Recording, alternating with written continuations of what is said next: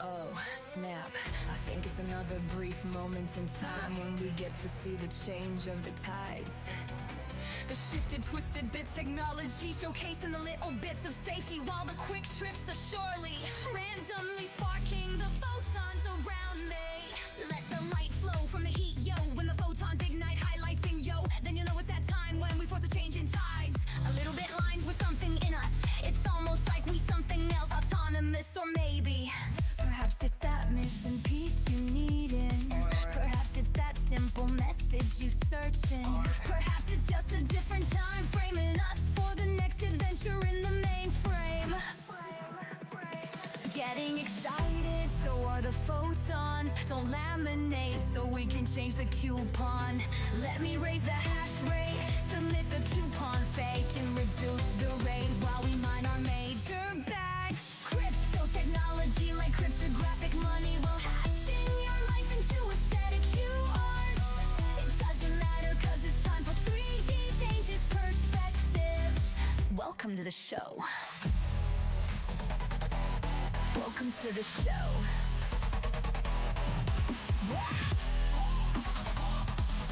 Welcome to the show. Welcome to the show, everybody. That's right. It is me, 3D, and I'm here to hopefully will change your perspective.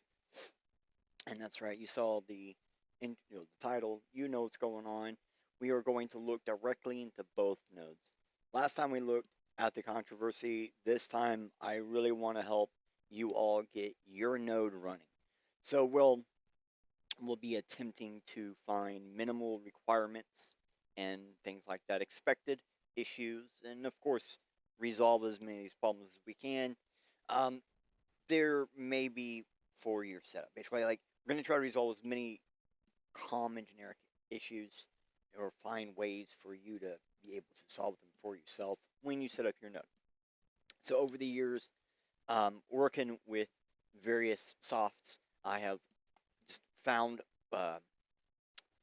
sometimes just trying them over and over and over is sometimes the best way to like make sure they work, to actually see them and try them out for yourself. Like basically, you can't just always look at the data to see how they're going to work. Sometimes you got to play with it to actually see how it's going to work. So if you're not sure about which one to use, well, you might just need to go ahead and use both one at a time or something like that and see which one you prefer. Um, because outside of the parasocial politics arguments, and some of the technical differences that we covered in the last episode, there's only so much difference between these two. How much? Well, I guess that's what we're going to really get into, is how much of a difference are they? Alright, well, before we go any further, I want to apologize for the way it sounded and whatnot. We had a bunch of technical issues. Basically, one of my pipelines for my audio just completely stopped working today. And that's fine. You know what? We're on Linux. We're going to have some issues. We did figure out a workaround. So I want to go over today's partnerships and sponsors. I want to thank The Organized for teaming up with Bitcoin Live Digital Broadcasting DP, because Bitcoin Live and The Organized are a powerhouse combo. I see new heights for both organizations. Now, if you haven't checked out any of the Organized early morning broadcasts for stacks and other topics that soon to be taken off with every morning show every day, well, then find them on X, Twitter, and pretty much anywhere you're watching this right now. You should be able to find them playing on their dailies. So I do want to thank today's sponsor. Now let me go ahead and get that dropped in, because believe it or not, we have one of those. Here we go. I want to thank Shieldfolio for sponsoring today's episode from within a quantum bit, and as well as the Bitcoin Live DB network. Now, if you haven't seen Shieldfolio, well, it's like a little black book that's made from stone paper, so they're fade resistant, tear resistant, and even water resistant. So you know the info and secrets you store in them will last and survive whatever you throw at it. I personally have a Shieldfolio and use it for website info, contacts, crypto keys, among other things. Pretty much anything I don't want online or on my computer. And it's a little black book. It's pocket size. It's ready by your side, whether your adventure is inline, real life, or online. And I honestly do use one of these for quite a bit of different things. And there's even like specialty pages and things. But basically, there's a giant QR on your screen. There's a small QR on your screen too. But you can take the QR, scan it with your phone, and basically be able to go directly to the website. And if you use their website today to go ahead and get your portfolio, use the code BitcoinLive20, get 20% off your purchase today. And now again, I'm going to keep that at the bottom of the screen throughout today's episode. So anytime that you're watching, you can just pull out that cell, go ahead and get that quick snip and go ahead and visit, get your order in, use the code on the screen, BitcoinLive20, get 20% off. It's really that simple. Now we're going to go ahead and do the intros with what's going on. And alright, let's go and throw in.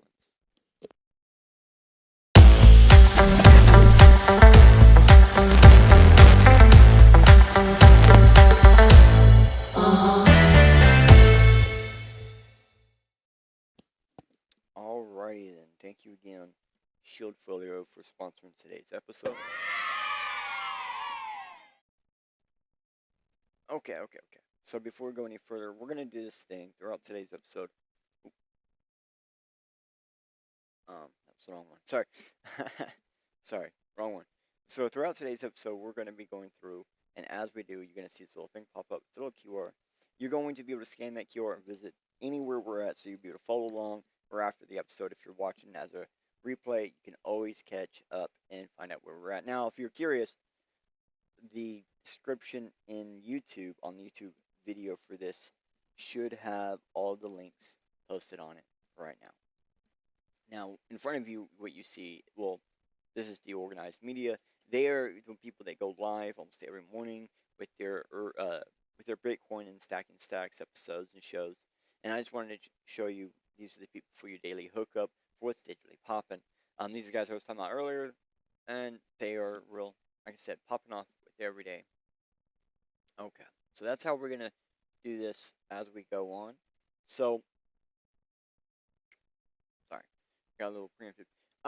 I want to give you guys all today a free pre-search query. We do this every episode, and today's free pre-search query is spec differences for running Bitcoin node knots versus core hardware.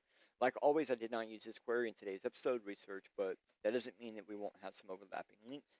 And if anything about today's episode interests you, we'll then use this free pre-search query and will to help you get caught up on more about today's episode, or more information regarding today's episode.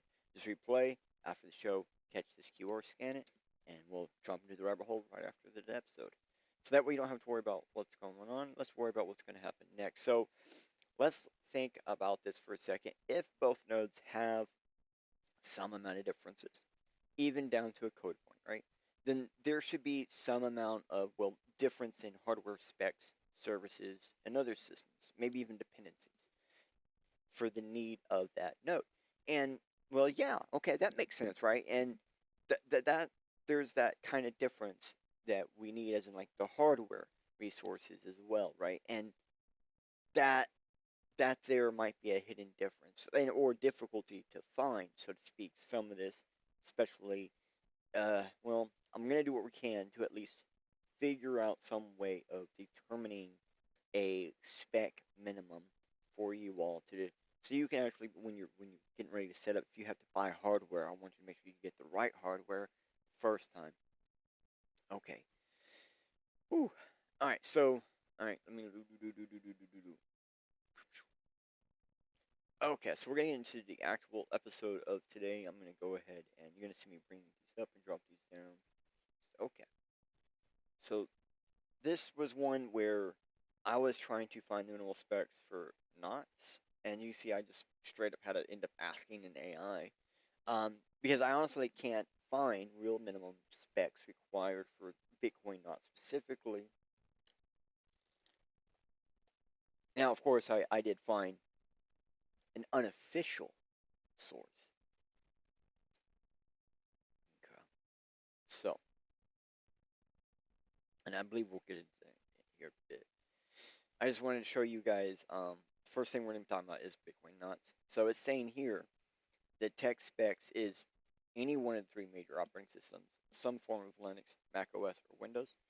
And believe it or not, if you're using Ubuntu or you're using Debian, you're going to have a hard time.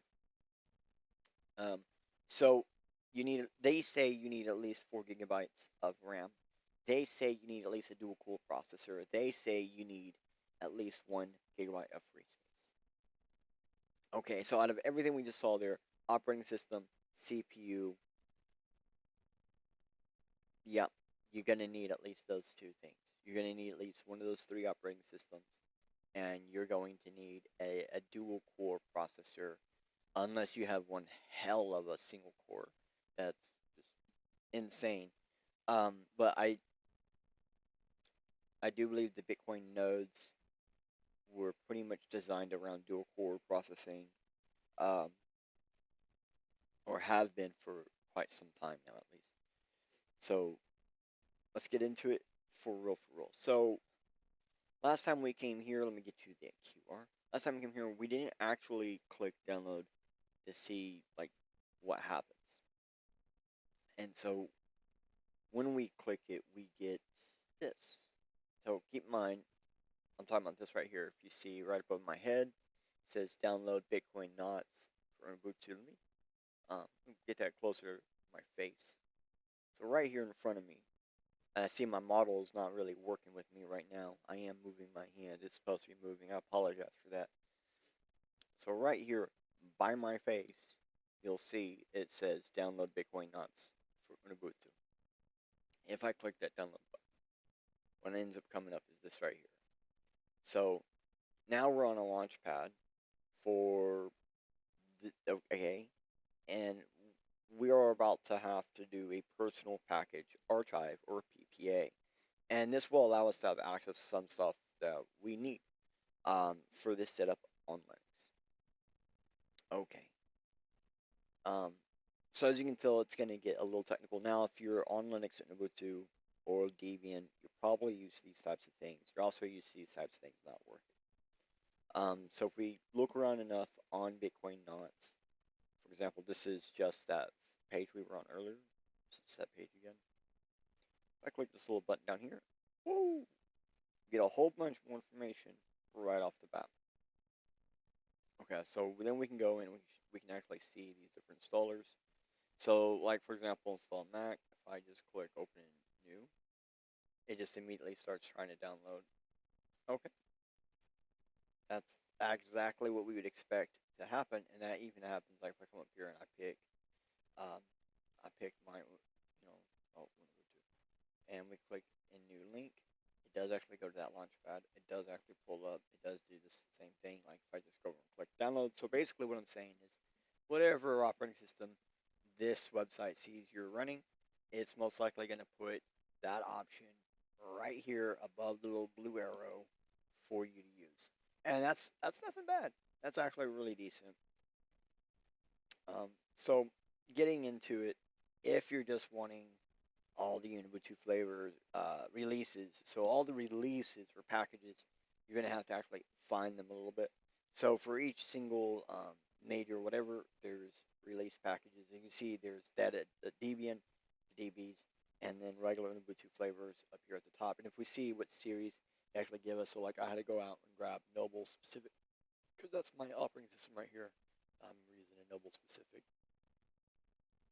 All right, so then we can get it, we can grab it, we can download it, we can try it, we can use it. Okay.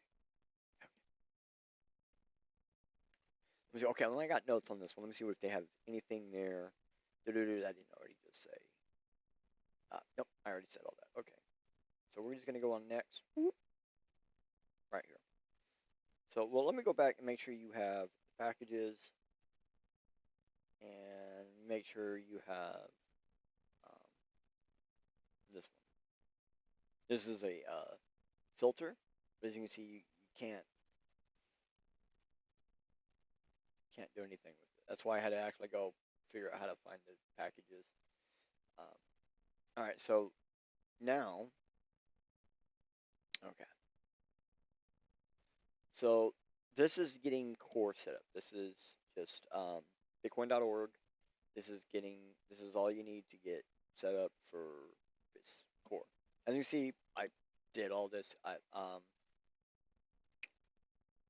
Here we go, download Bitcoin Core. And then right here on the side, So right above my head, you'll see there's a whole bunch of different versions. There's the Linux, Snap, there's the PPCs, and 64, the RISC, the ARM, Linux, the Mac OS, Windows at the very top. So they make it very easy to find it and stuff and to verify it. Cool. Okay. So really getting the data and installers is probably the easy part. For majority of people at least. So what about those where it's not so click, wait, done, start? Well, we'll need help with that, yeah? Well, okay, when it comes down to it, we're going to try to basically solve some of the most common issues and work our way down. Now, for the most part, we will be using various sides, rather it's knots or core, to showcase common issues. Rather, either side, sometimes they're both, but you're just going to have to listen to find out which one that is. And if you have an issue, and I didn't say directly it's for your side or version of Node, maybe it might, you're having the same symptoms or whatever, maybe trying it might help. I don't know. I can't guarantee anything is what I'm really getting at. What this is really going to be is a bunch of resources is what I'm about to give you to help you solve issues when getting your node set up, regardless of which one of these nodes you want to try or both. Okay.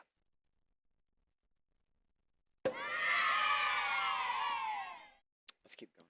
So, the first one I noticed, huge issue, is this endless sync.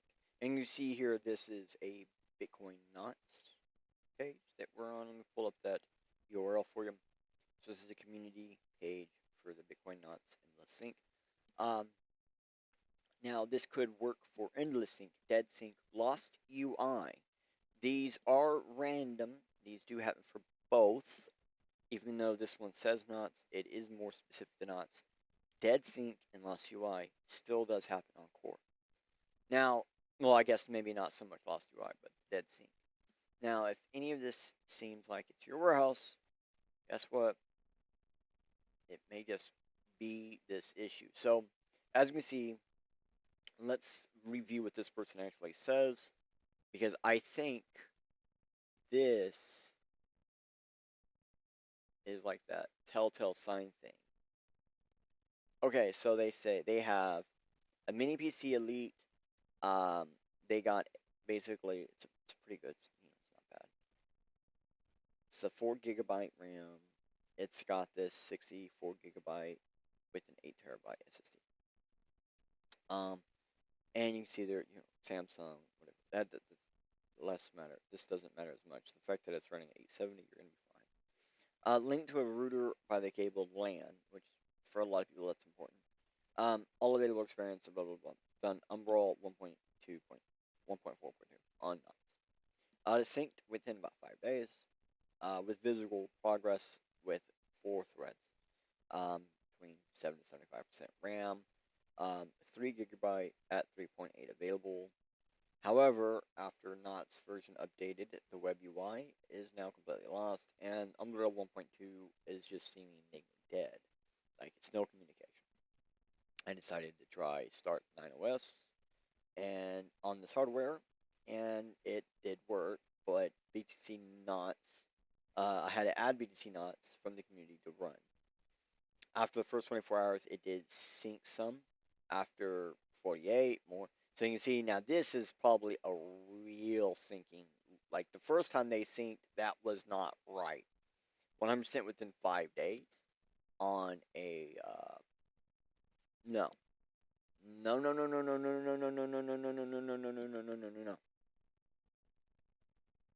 This is more accurate. So this is way more accurate. So another telltale sign of this is you are synced the first time and it takes any amount of time, does not matter. But then after an update or after a week or after some time, your resyncing never stops. Okay? And so there's a bunch of things they're asking here that doesn't matter. We're not going to read that because no reason for you to read what they're saying there because it's not going to help you. All right. Bitcoin will not work on 4 gigabyte RAM in 2025. You need something running capable of running Core, which now has a UTXO set will in excess of 8 gigabyte. I'd say 12 gigabyte is a good minimum. Now, believe it or not, 8 gigabyte does seem to be about the real minimum that you can do, and it actually works. But you need to be able to have some of your hard drive set up as RAM capable in about 4 gigabytes worth. So we're really saying the actual minimum is 14 gigabytes. Dead serious, you need about 14 gigabytes of RAM to properly be able to run either Bitcoin Core or Bitcoin Ops. This is like the only place I could find where someone had noticed this. Like me personally, I've been running the same node for so long and I haven't been able to have one running in like 5 years. And I did not notice this issue, but my node, when I was doing research for this, I pulled it out, turned it on, looked at it, and realized my node is actually having this exact issue for this exact issue. Like on my node, it's a mini PC as well, and it's a hardware spec limited to 4 gigabyte, and so it's impossible for that to really do anything.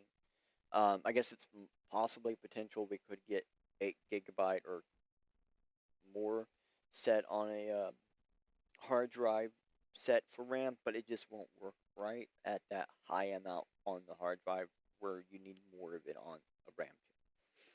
So this was a huge find. This right here, let me get you that QR. There's a lot of people out there that are having issues with all forms of Bitcoin. And it first started happening on Bitcoin Cash, if I remember right. This first started happening on Bitcoin Cash, and it took someone over there to realize that it was a UTXO issue or it was a block issue or something like that. And when considering that same issue on Bitcoin, it's UTXO. So, okay. So the UTXO setup is exceeded 4 gigabyte. I'm just reading my notes. Sorry. So you're unable to sync or resync. This is most likely why you have a bad source data, and only wipe your node and try again with fix.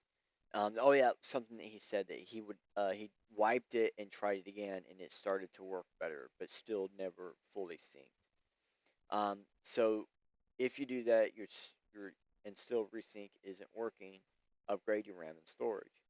So if you're having these issues in this similar way, and wiping it and trying to resync seems to fix it, but then gets you right back to where you were, then yeah, upgrade your RAM, upgrade your storage.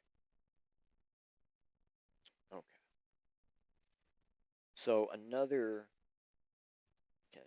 one. Okay, it's 5. Okay, it's gonna be more than one, but trust me, it's fine. It's fine. It's fine.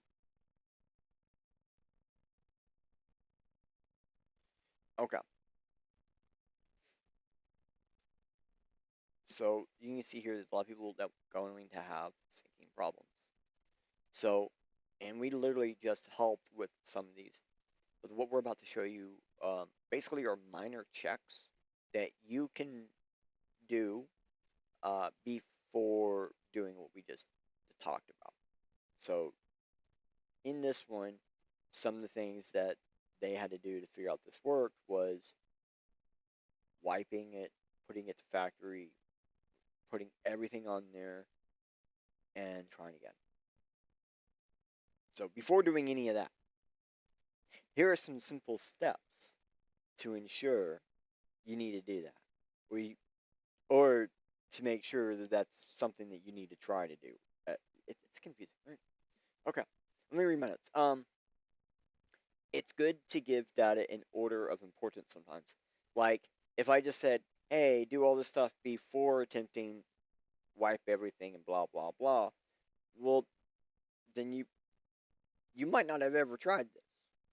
Okay, but yes, these are good checks to try first when having syncing issues at all, including resync. Check your internet speed. Not just that you're on LAN, check your internet speed. I've actually seen some devices where it's like either the way things are set up or because like sometimes there's just no one else on it. But I've actually seen at times Wi-Fi be a better option for some devices. Um, like for example, I have a laptop who the has a Wi-Fi 6 blah blah blah automatically installed, right? And it came preloaded like that. It has some insanely fast Wi-Fi, but it has the like its Wi-Fi to Ethernet's almost exactly the same. And there are some devices that are going to be like that. Now imagine if we had a lot of people on the LAN and nobody on the Wi-Fi. There's a chance my computer could get a better Wi-Fi connection. So check your speed versus is it on LAN. Just check your speed because sometimes you're like, for example, you could have a LAN cable connected that's just bad or not so great, and you're getting connection, but you're not a full range or not a full bandwidth. So you might need to replace that cable. And checking your speed is a good way to find out what's going on. Trying Wi-Fi versus Ethernet to find out what's going on. Replace your HDD with SSD.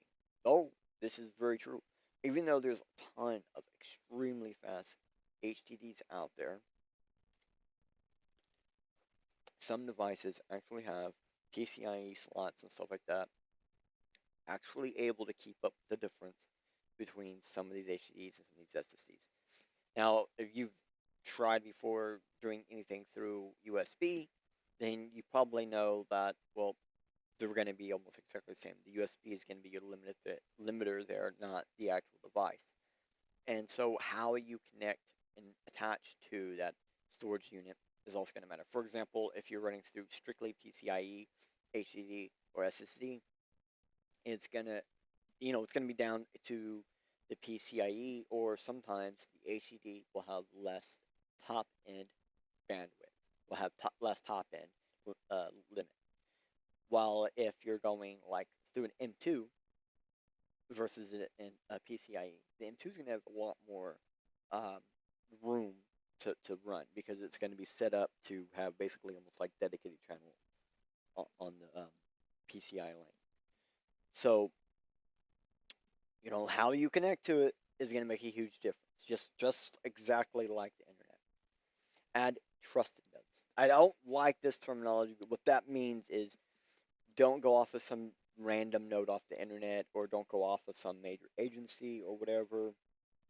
Like, find people you can whatever and say, add this node into my list of trusted nodes. Nodes I want to verify with. Nodes I want to keep up with.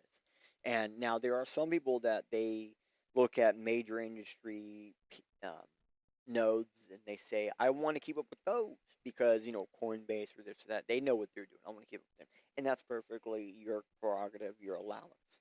And that's fine.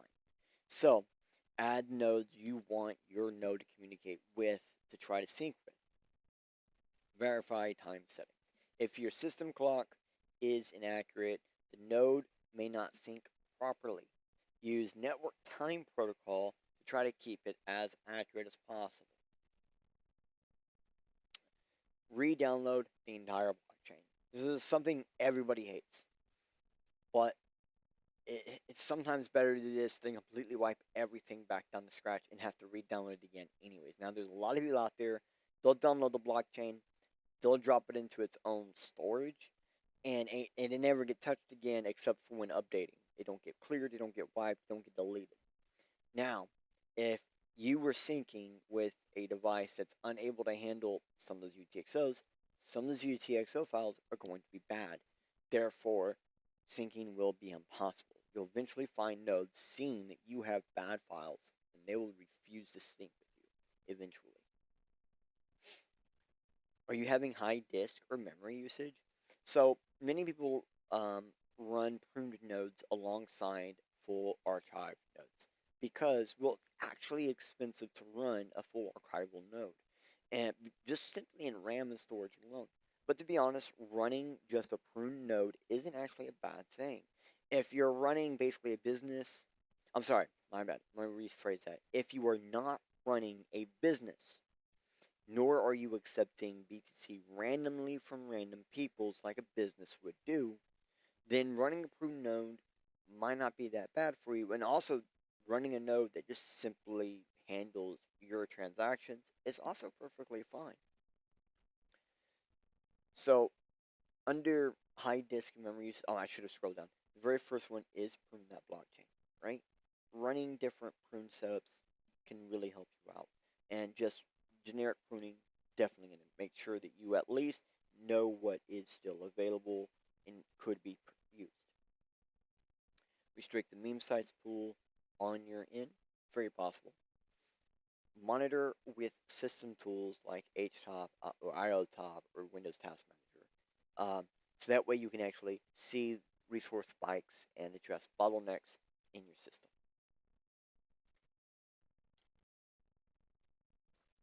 Now, as a validator, you may experience peer connection failure. This is when your node fails to connect to other peers to run proper validation activities. Resolve these in the following ways. Check your firewall settings. Like, ensure your port is 83333 is open.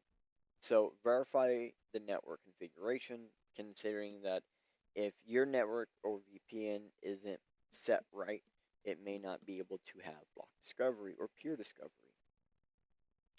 Restart your node with debug logs. If you ever get into a point where you just can't figure it out, get some logs, let it run, let it give you some issues, make it give you issues, do whatever it was doing to cause those issues, so you can go back, look at the logs, and search what they say, because that's going to get you further than anything else. Dead serious. Transaction not broadcasting? Happens. So basically, validators won't be able to include them if they can't get to it, right? If you can't transact to the chain or the network, ain't no one going to know that it's there. So check your fee rate. A lot of times, transaction fee rates might be very low. And I know at one time, like 0.000, like actual 0 sats was allowed. But now most people just use some form of subset, and it's been like that for a long time to make sure they don't get dropped out of the meme pool. So verify the node's meme pool status. Check, make sure that you're able to talk to it, you're able to access it, other people are able to access it, and it's not down. Use get raw transaction and send raw transaction. I don't really recommend this, but you can manually inspect or rebroadcast transactions if necessary. So, you have an unexpected node shutdown? Well, here's how we can solve them. Again, get your debug logs. They say always update to the latest version, and what that really means is that sometimes you're having a bug or whatever, and you can go into the newest version, you can look at the release notes, and you'll be able to see that they patched a bug or something, or they patched something that might be a similar bug you're having. Sometimes they don't say exactly what they are, so that's why people say just upgrade to it, because then if there's a patch for that bug, it would be there. But it doesn't always fix it. So run with minimal plugins. Running with less going on, running basically directly the actual node, nothing extra, can make a huge difference. Sometimes those third-party tools can actually interfere, like firewall. Okay. Nice little set of information, I must say, by chainnodes.org. Thank you. Alright, so what we're going to do is we're going to keep on going, because now we got this. Alright.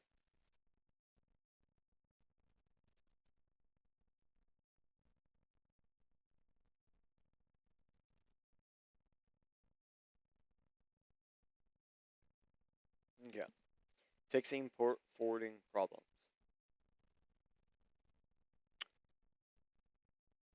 Okay, so now this guide may be from a place with a name that will make any seasoned coder cringe, but the data seems solid, thankfully. This will help you with multiple issues that result from fixing your port forwarding on your node. This should be very helpful because this is a super common problem, um, and it's natured to core over knots more often than not. Funny, but yes.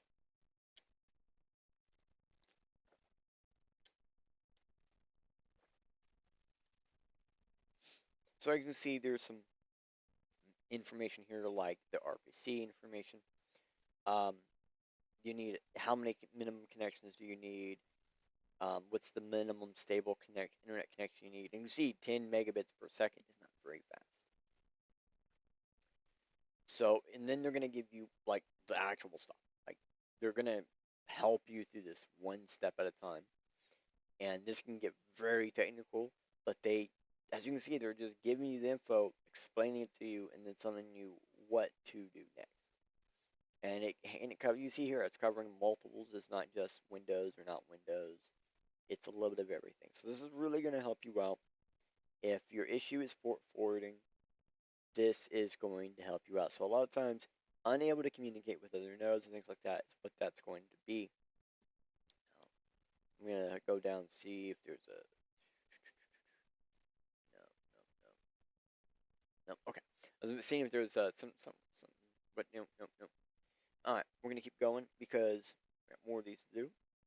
And why? How come I can't get the text to just stay big on all of them, right? Okay.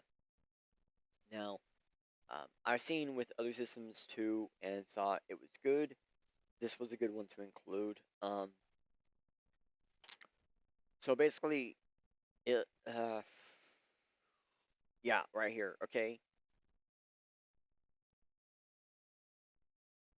So you guys see how this looks, what the screen looks like?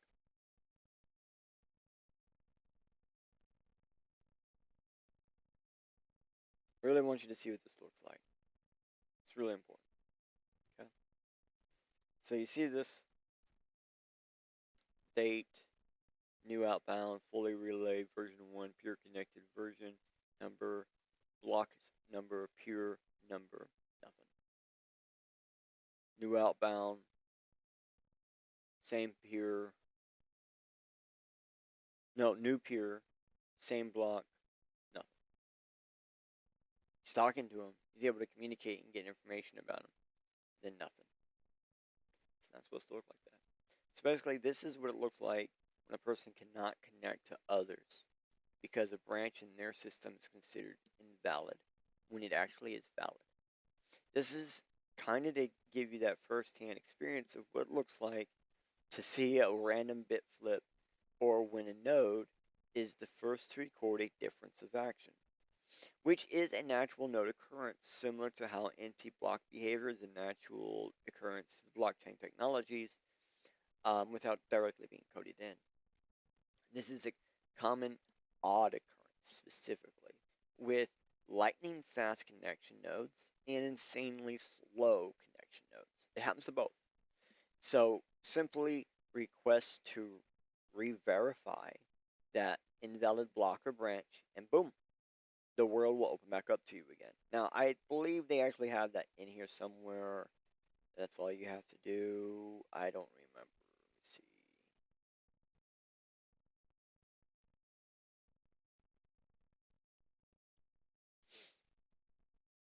Yeah, see, you can see here, eventually,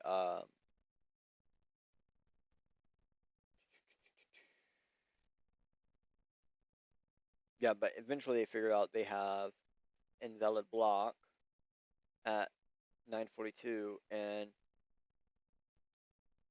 I think their last active block was at 4133.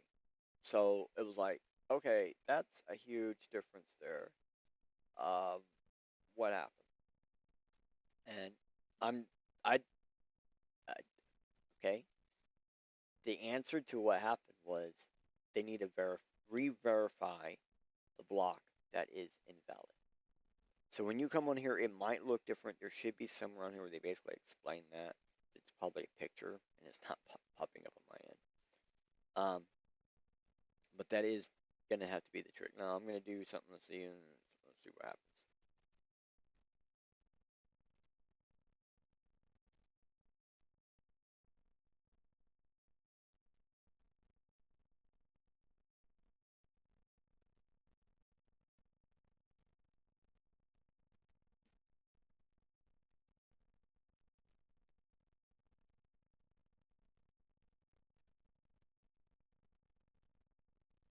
Okay, so someone right here, this Peter Woolley, explains, your node incorrectly determined that block 4134 was invalid. Okay, so that was the last block. So 314133 was the last valid block, correct. And the one block after that, and all the blocks to their node after that are invalid. So it's rejecting all successor blocks. You can restart validation by using this code option based on if there's a hardware issue. And then if you go further down, I think there's just more of that. So there we go. The secret isn't, the answer really was there. It's just, I can't see it. Okay. Next.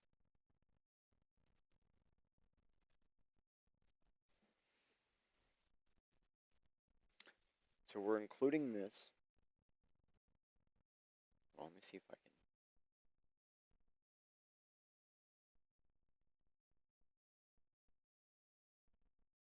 Okay. So I've actually seen this with other systems. Wait. No, sorry. I was rereading the one I just read. Because anyone can make a wall up, this type of never-ending headache stuff is uber common. Now, I want to bring up that this is not specifically for Sparrow Wallet users, but the answer is given below. Still, okay. Okay. What I'm trying to say is, what I'm about to show you isn't just specifically for the Sparrow Wallet thing. Basically, anytime somebody has a problem, there's going to be something that's going to happen. So let's look at these comments. The Great Muffin. Alright, they said, this is likely only seem helpful. Keep in mind they're a top 1% commenter. But I asked ChatGPT, and this is what they said. It appears you're encountering an issue with your node setup, particularly finding the ports with Sparrow Wallet. Here are a few suggestions. So you can you can direct it to use your Bitcoin conf file, a specific file or whatever. Then it shows you how to port bind and all. Whole lot of work. Okay. So the Great Muffin gives a ChatGPT response that is very detailed and on point for many people, and this may actually solve their problem. However, though, this is just a band-aid to the bigger issue that ChatGPT never noticed, because it wasn't worded to even look for it.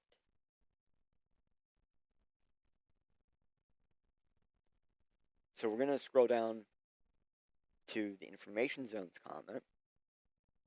Which one takes preference? It depends on how you're actually launching the Bitcoin Delta. If you run it as root, which is actually a bad idea, the one with the root path is used. If you use it as a user, the only one with the user path is used. Run PSOX separated by grep Bitcoin and Bitcoin Delta. That's all they actually needed to fix their problem, is to change the path for their case. He's saying, hey, I see you're running it as root. You shouldn't be running it as root, but if you need to, run this to run it as root. I think this will just pass it to an auxiliary so you can access it as a user. And that's the problem, is they just installed Bitcoin ND as root instead of installing it as user. It's actually super common in people who use Ubuntu and Debian because we used to have to install everything as root. But nowadays, 22 and newer Linux, you don't need to do that for most things. Only if it's a core system. If it's a program, it just needs to be ran like a user system, because that's what it is. So the real possible reason the user is having the issue is because they installed the wallet as a root user. And the funny part is, if you do all this stuff that the AI said to do, it actually opens up a small hole to your root user. In other words, it lowers the security on the entire device. But if you look just past that to the person who's not as big, not as big as a commenter, they give you the real information. If you look below that, you see more of the exact same stuff people are saying. It's just more AI, more AI, more AI. There's even comments in here, people helping the AI stuff with AI stuff because their AI stuff didn't work. Like, dead serious. Oh, thank you for your details regarding number 4, the output, blah, blah, blah, blah, blah, blah. It didn't work, basically. Ah, I see. Or is it related to this? Because if so, then it's empty. And it's just more AI bullcrap. Nope, based on information, blah, blah, blah, blah, blah. It's more AI bullcrap. That's the problem. When it comes to troubleshooting, debug files are going to save you. AI, unless you know how to actually ask it about everything that you might not know about, because you don't, like, let me see, do I have that on here? AI showcasing the real issue with AI and troubleshooting. AI can only offer assistance for what context and goals the prompter has set. So if the prompter doesn't know enough information of the system at hand to be troubleshooted, basically, if you don't know enough to troubleshoot it yourself, you cannot troubleshoot the AI to ensure, like, you cannot prompt the AI to properly troubleshoot it for you. Okay? AI may only find a possible workaround, not the actual fix. And there's no guarantee that whatever it tells you to do won't cause more unexpected issues. Yeah. Just below that guy that had the actual correct answer is more unexpected issues.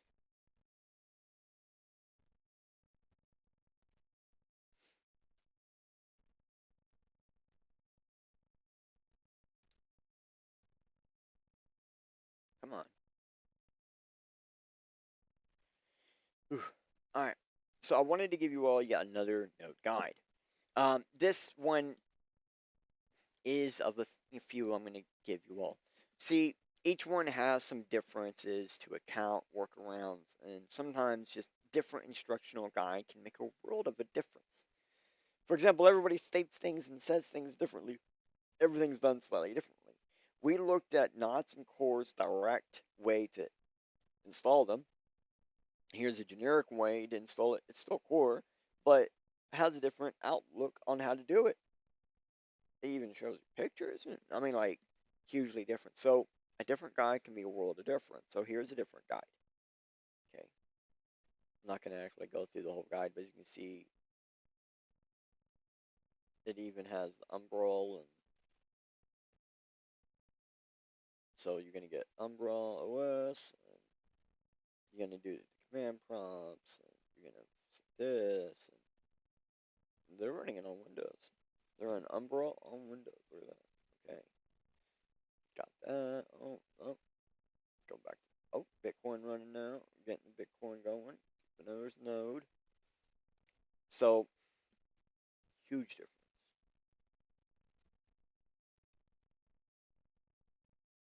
Again, different guide, different things.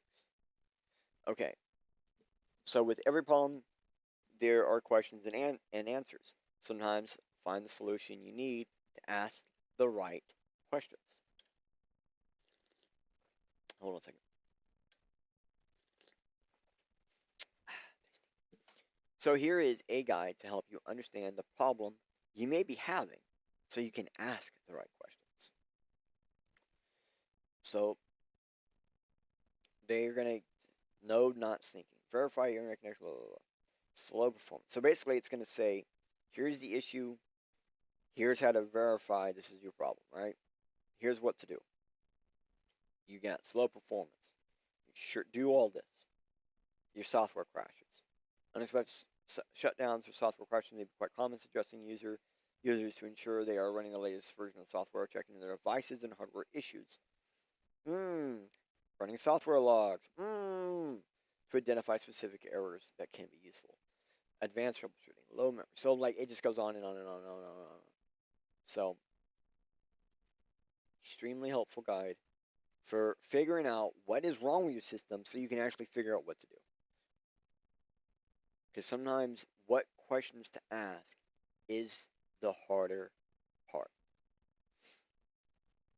Okay. Setting up a blockchain node, a complete tutorial.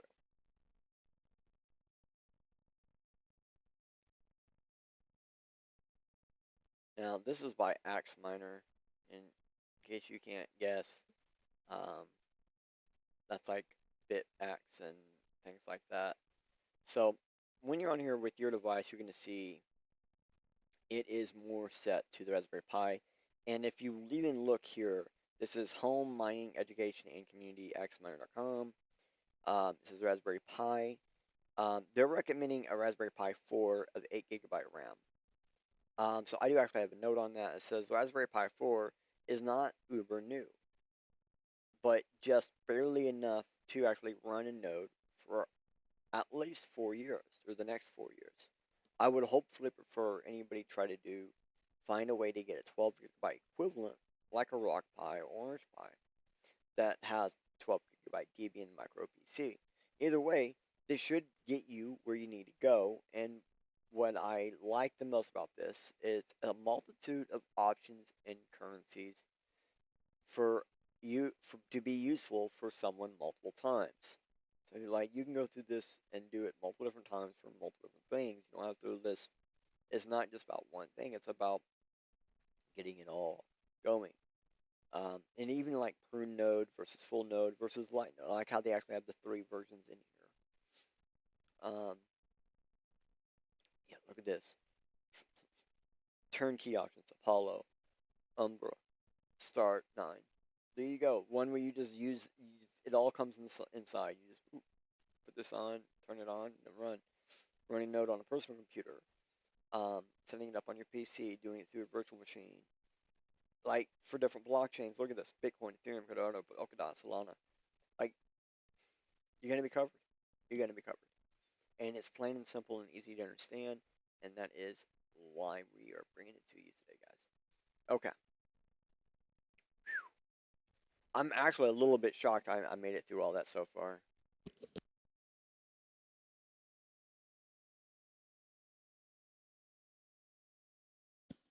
Like I get my my VTuber model isn't really working right now anymore and stuff like that, but whew, we actually made it without extreme additional problems.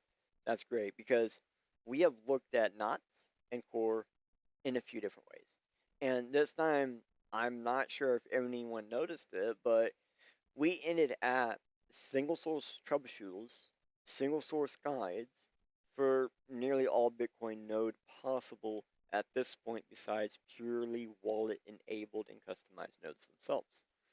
Nodes or knots needs basically all the same requirements as core. Both should be capable of full archival nodes, improve nodes, light nodes, and you only nodes. That's your transactions only. Right. We saw, besides some small quirks unique to each node softs or softwares, Bitcoin nodes will all have pretty much the same problems because to some degree they are the same stuff, just with different user interfaces, user experiences, user preferences, user priority, and priority based on those users' own beliefs. And that's the real truth. And main difference is how you directly interact with that node. Perhaps some different options and considerations for the user, but mostly it's just what the user wants. And if you want to run one or both nodes, you can. Nothing is actually stopping you. And if you follow that last guy we just showed you with the multiple devices and all that stuff, you could actually have all the nodes running at your disposal using your virtual machines, where it may only need 1 to 3 nodes per micro PC. I mean, it's a great way to start selling API access, right, to nodes and other things if you got so many going. But it's also a great way to start, really, on understanding cryptography, cryptocurrency, nodes, miners, pools, solo blocks, rewards, fun, and freedom. That's really what we're talking about here today. And I know it doesn't always seem like that, but it truly is. Now, I think we have an outro, we have some videos, we have something to play, we have something for you, so don't go completely right away.